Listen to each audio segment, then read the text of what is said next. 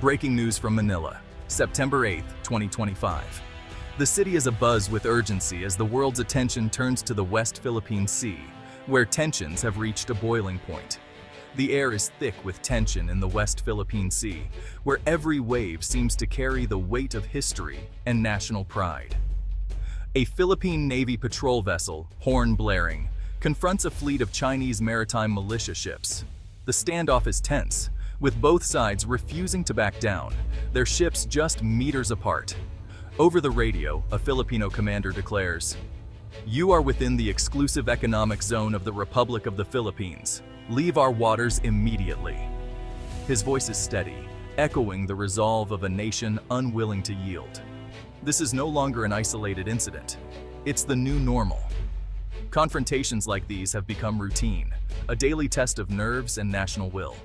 The Philippines, once a quiet neighbor, is now standing its ground. Its sailors and officers are united, determined to protect their homeland and their future. Manila is no longer a bystander in its own backyard. The government, the military, and the people are all watching, all invested in the outcome of this struggle. For years, China expanded its presence across the South China Sea, building islands, deploying warships, harassing fishermen. Each move has tested the patience and sovereignty of the Philippines, pushing the limits of international law. Many countries chose quiet diplomacy, but the Philippines has chosen assertive defiance, rooted in international law and strengthened by powerful allies. Its voice is now louder on the world stage, demanding respect and recognition. Every encounter with a Chinese vessel is now documented and exposed. The world sees each incident, each provocation in real time. Transparency as a new form of defense. The Philippines is using the tools of a modern middle power to challenge a global giant.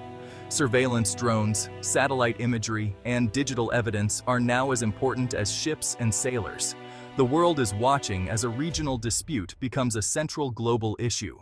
What happens here could set the tone for international relations in the years to come. The brave sailors of the Philippine Navy aren't just defending a reef. They're defending the principles that keep the world from chaos. Their courage is a beacon, reminding us all that even small nations can make a stand for order and justice. The South China Sea is one of the world's most vital waterways. Trillions of dollars in trade pass through it every year, connecting major economies and fueling global commerce. Its strategic location makes it a lifeline for international shipping, with countless vessels navigating its busy lanes daily. Beyond trade, the sea is rich in natural resources, teeming with fish that support millions of livelihoods and holding vast reserves of oil and natural gas beneath its waters, making it a critical source of food and energy for the region. China claims nearly the entire sea, marked by its sweeping 9-dash line, which cuts deep into the exclusive economic zones of neighboring countries like the Philippines, Vietnam, and Malaysia, sparking ongoing disputes and tensions. Beijing's claim, based on vague and unsubstantiated historical rights, lacks a clear legal foundation under international law, particularly the United Nations Convention on the Law of the Sea, or UNCLOS. In recent years, China has rapidly built military bases on artificial islands, installing runways, radar systems, and missile batteries, transforming the region's security landscape and raising concerns among its neighbors and the international community. In 2013, the Philippines took a bold step by challenging China's expansive claims at the Permanent Court of Arbitration in The Hague, seeking a peaceful, rules-based resolution to the dispute. The 2016 ruling overwhelmingly sided with the Philippines, declaring China's sweeping claims baseless and its actions in the disputed waters illegal under international law, setting a powerful legal precedent. This was a landmark win for international law and a powerful tool for Manila, strengthening its position and inspiring other Southeast Asian nations to stand up for their rights. Yet, China dismissed the ruling outright and continued its aggressive activities, harassing Filipino fishermen, blocking supply missions, and asserting control over disputed waters, escalating tensions and endangering regional stability. The legal victory alone wasn't enough. Manila realized it needed a comprehensive strategy of resistance, combining legal action with diplomatic engagement and enhanced maritime security. Today, the Philippines blends legal, diplomatic, and strategic tools to defend its rights, working with allies and partners to uphold international law and protect its sovereignty. The rule of law is at the heart of this new approach, offering hope for a peaceful and just resolution in the South China Sea. For many years, the Philippines adopted a cautious approach, often downplaying the maritime dispute in the South China Sea. The hope was that by maintaining friendly ties, the country would secure much-needed economic benefits and investments from China. However, this strategy of appeasement ultimately failed.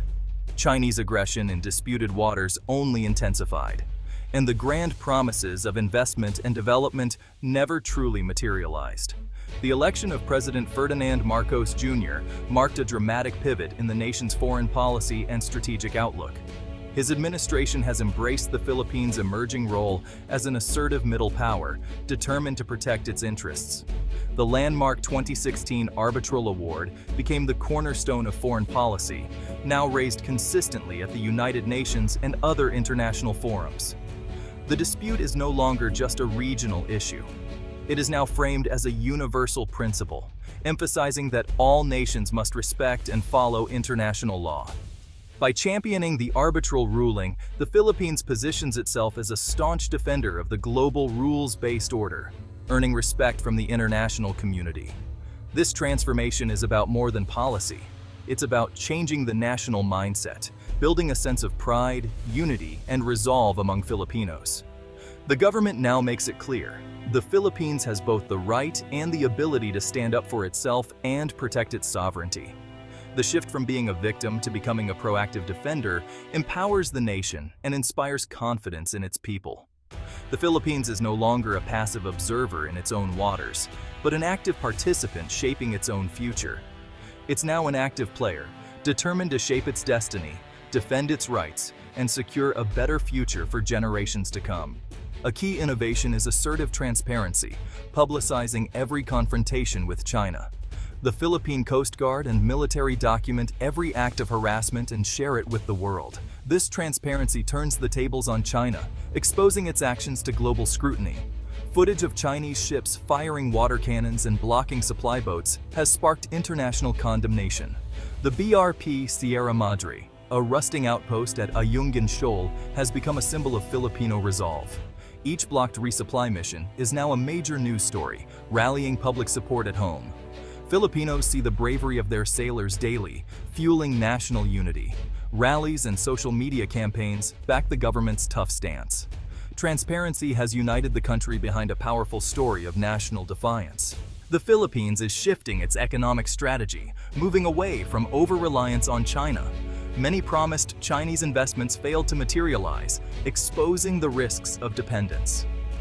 The Marcos administration is now building stronger ties with the US, Japan, South Korea, Australia, and the EU. This friend-shoring approach creates resilient supply chains and reduces vulnerability to Beijing's pressure. Japan, now the top provider of development assistance, is a key partner in high-quality infrastructure projects. By diversifying, the Philippines gains leverage and economic security to support its assertive foreign policy. The message to Beijing is clear. Manila has options and won't be held hostage. The Philippines knows it can't stand up to China alone. Revitalizing alliances is central, especially with the United States under the 1951 Mutual Defense Treaty. The treaty now explicitly covers attacks in the South China Sea, providing a strong deterrent. Manila is also deepening security ties with Australia and Japan, conducting joint patrols and military exercises. These minilateral partnerships create a web of security relationships, raising the cost of aggression. Joint exercises like Balikatan are now larger and more multilateral, sending a united message to China. This coalition building amplifies the Philippines' voice and transforms a bilateral dispute into a global concern. The international community is watching and ready to respond. By building a network of allies, Manila gains the confidence to pursue its assertive strategy. The message aggression against the Philippines will not go unnoticed. Alliances are the backbone of Manila's new approach. The armed forces of the Philippines has shifted from internal security to defending maritime territory. A major modernization program is underway. New frigates, patrol vessels, and fighter jets bolster the Navy and Air Force. Surveillance, drones, and radar systems now help monitor the vast maritime domain. Modernization isn't just about hardware, it's about new doctrine, training, and joint operations. Frequent exercises with allies improve skills and interoperability. The goal isn't to match China ship for ship, but to create a credible deterrent, a porcupine strategy. A modern professional military strengthens the country's shield. This hard power backs up diplomatic and legal efforts. The Philippines is building a holistic, effective national defense. The Philippines' assertive strategy carries real risks. Every confrontation could escalate. A single miscalculation at sea could draw in the United States and spark a wider conflict. Managing this risk requires disciplined crisis management and clear communication with Beijing. Sustaining national unity and political will is crucial, especially if China applies economic pressure. Manila must keep the international community engaged and invested in its cause. China may retaliate with economic coercion or disinformation. Manila must be ready. Strengthening economic resilience and cybersecurity is essential. Navigating these risks is the price of defiance, but it's necessary to secure the nation's future. The Philippines' bold strategy is a new model for middle powers resisting coercion. By combining law, alliances, modernization, and transparency, Manila shows it's possible to stand up to a superpower. The 2016 Arbitral Award is now a dynamic tool, inspiring other Southeast Asian states to defend their rights. The Philippines is helping unite ASEAN and strengthen the regional order. Globally, Manila is a defender of the rules-based order, proving international law can protect all nations. The West Philippine Sea is a front line in the contest between law and might. By refusing to be intimidated, the Philippines upholds peace and justice for all. Filipino sailors in the West Philippine Sea send a message of hope and resilience to the world.